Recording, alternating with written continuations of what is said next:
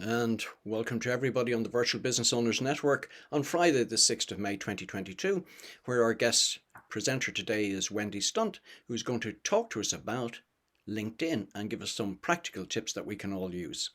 So it's over to you, Wendy. Thanks, Alec. Okay, everybody, I'm going to run through your profile on LinkedIn. I'm not going to go into the whole part where you've got your news feed and all that. I'm going to focus on your profile to make sure that everybody's got it up to date and just talk about getting noticed on LinkedIn. So a lot of people wouldn't be aware of the stats that over 500 million members are on LinkedIn. 260 million actually log in every month, and that means like 40% of them are active every day. So that's a huge amount of people, and it's really important to have a strong professional presence on LinkedIn if you're in that space. I think for me, LinkedIn is the one platform that I think everybody, it's not like you're kind of looking at Facebook and you're saying, well, Facebook is more for, say, if you're trying to target, I suppose, general everyday people and not necessarily business people. Instagram is more visual, but for me, LinkedIn, you're going to find everybody. You're going to find both. So you've got people in the business spectrum, but also just both personally as well. So I definitely think that it's a space that we should all be on. Just going to break down the index of your profile. So you've got your background banner, your profile picture, your headline, your summary, work experience, education, licenses and certifications, which a lot of people don't utilize the licenses and certifications enough because they don't think of some things like when people think of certifications, they're thinking of, oh, have I got an MBA? Have I got, all this high powered certifications? But there's lots of other things that you can list there, whether it's voluntary work and all that type of thing.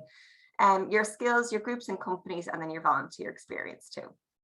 So your background banner, I just want to show you, the first thing is to make sure that you've got the correct size. Look, that's all. Recording in progress. Okay, Alec.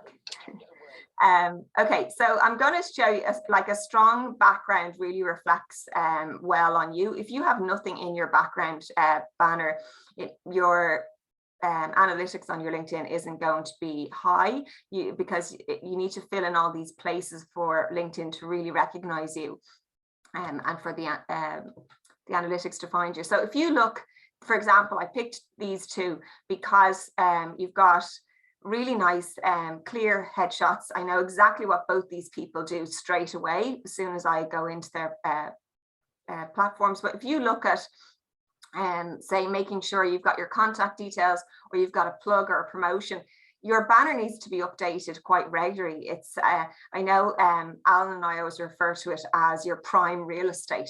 So it really is a space that needs to be utilized. It's the same as on Facebook. Your banner should be updated regularly. It shouldn't just sit there and say, oh, well, I've done my banner. That's kind of it. So any promotions like that, it's a bit like your email signature. Make sure you're updating that. That should be, when you have a promotion, you should be ticking off all those touch points that it needs to change on and make sure you're reaching everybody.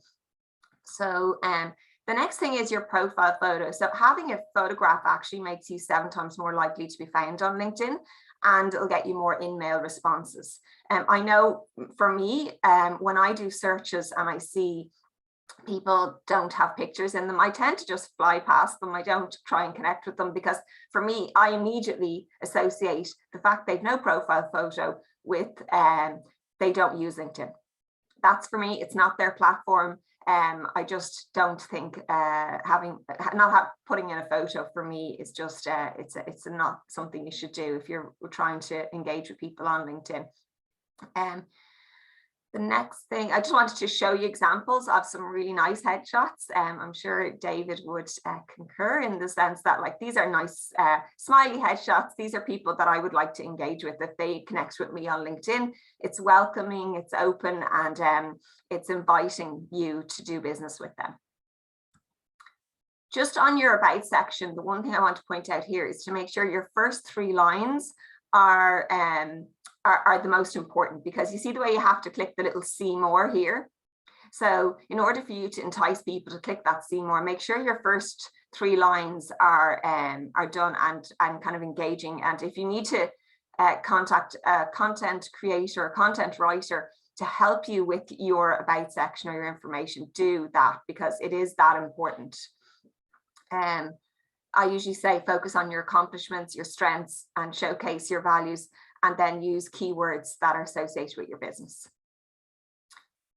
Your work experience, again, it's a section that really needs to be used too. It just shows, it's kind of like having your CV or resume, but they say 12 times more likely to be viewed if you have more than one position listed. So be sure to fill in the roles that you've had previously. Education, again, you know, think about your duration, make sure you get your grade. If you want to share your grade, pop that in. It's you know, it's good to have that up there because you're open and honest. And then also what a lot of people don't do here is they don't add presentations or videos. If you have done any presentations or videos in your when you've been doing your college work or that, they should be in here for people to see. If it's anything that you feel that would add to your credibility. This was the licenses and certifications that a lot of people don't use. So definitely look at having something in this section. It tends to just be left sitting there, and just have a think about what you could possibly pop in there. Skills and endorsements, we should all on here should be endorsing each other, but also making sure that you have put in the skills that you would like to be endorsed for on your platform, because if you don't have it listed, people can't endorse you for it. So make sure that you've gone in, you see where it says add a new skill here. That's for you to put in the skills that you want people to endorse you for specifically. Okay, so make sure that you've done that too. Groups and companies, and then your volunteer experience, it's self-explanatory. So it's just about connecting with groups and companies, and then any volunteer experience. And I think this is the last thing. So it's just to check your contact details and make sure that they're most up to date. I don't know many people that I've tried to connect with that have their old contact details on there. They could have like contact details for an employer or email address or website from 2-3 years ago. So it's really important to keep an eye on that, and then also grab your own personal URL. So you see mine is Wendy Stunt after it. So you're on the top of your profile, you go to edit public profile and URL, and you just click in there, and hopefully you can nab your own name so that it comes up really clean. Automatically they give you a load of numbers and letters, so it's better to personalize that. Just to have a quick look, if you want to screenshot this, is the images sizing for your LinkedIn. So I just thought I'd share that with you guys, because sometimes it's really confusing to try and figure out what sizes you should be using. So if you want to take a screenshot, it'll come out and it'll be recorded anyways, or if you want it, just let me know. Okay, so what I wanted to do, I'm just going to stop sharing for a second. Something else I wanted to share with you today, so that's kind of actionable that you can do, is I'm going to, sorry, just give me a second.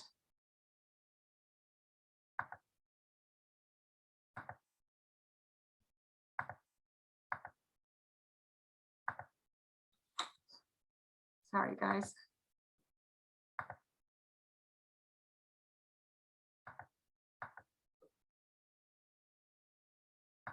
Page small. Okay, so something that I do on a regular basis on, so I'm going to create a post as though I would on LinkedIn, but what I've done is that I have saved kind of like a template in a Word document. So what I tend to do is I will right click, add an emoji, and I use the phone, the web, and the email. Then what I do is I'm just going to cut them and put them down here. So what you're doing is you're making sure on every post you've got, say, your contact details. Okay, so say your mobile, say you've got your website and your email. Okay, and then what I always suggest to do is, now if I move to another tab, can you just let me know, can you see it? Can you see this page, guys?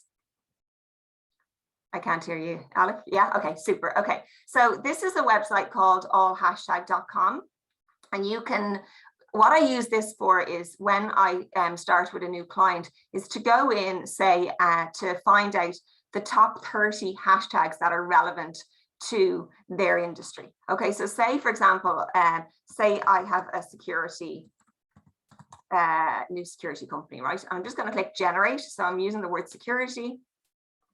I go down here and you see here it says the best 30 hashtags for security. So these are the most ones on, now specifically on Instagram, but it would be across the platforms. So all you're going to do here is copy all those, go back to your LinkedIn post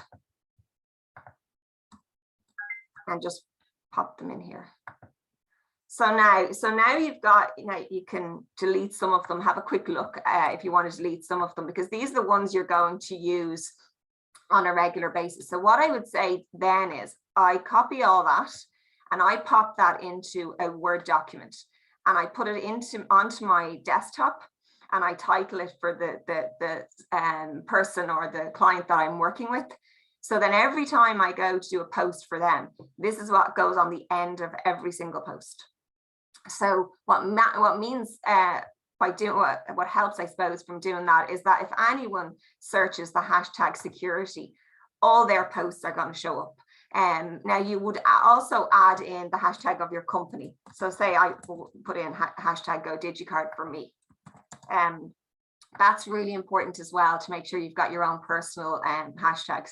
It's okay having these, but make sure you've added in, like I would put go DigiCard and digital business cards in mine. So when you search, say for example, if I close this down now and discard it, and if I typed in, say I typed in hashtag go DigiCard, then my post should show up.